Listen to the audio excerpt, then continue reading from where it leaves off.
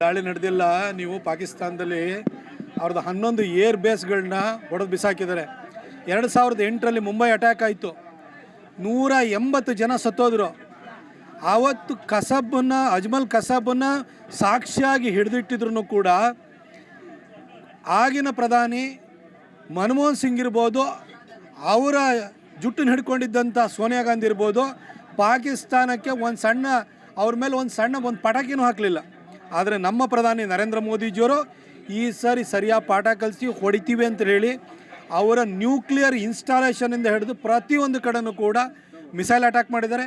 ಹಾಗೆ ಚೈನಾದಿಂದ ಏನು JF-17 IC-10 ಈ ಥರದ್ದೆಲ್ಲ ಏನು ಅವರು ಮಿಸೈಲ್ಸ್ಗಳನ್ನ ಫೈಟರ್ ಜೆಟ್ಗಳನ್ನೆಲ್ಲ ತೊಗೊಂಡಿದ್ರು ಅವನು ಹೊಡೆದು ಬಿಸಾಕಿದ್ದಾರೆ.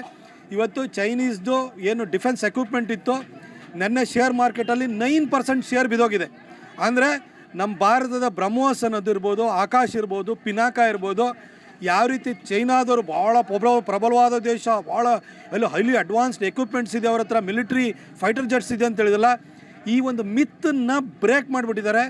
ಅಂಥ ಒಂದು ಶಕ್ತಿಯನ್ನು ನರೇಂದ್ರ ಮೋದಿಜಿಯವರ ಮುಖಾಂತರವಾಗಿ ನಮ್ಮ ಇಂಡಿಯನ್ ಆರ್ಮಡ್ ಫೋರ್ಸಸ್ಸು ತೋರಿಸಿದ್ದಾರೆ. ಇಡೀ ದೇಶ ಖುಷಿಯಾಗಿದೆ. ಮೋದಿಯವರ ಬಗ್ಗೆ ಒಲವು ಇನ್ನೂ ಹೆಚ್ಚಾಗಿದೆ. ಯಾರ ಸರ್ಟಿಫಿಕೇಟು ಬೇಕಾಗಿಲ್ಲ.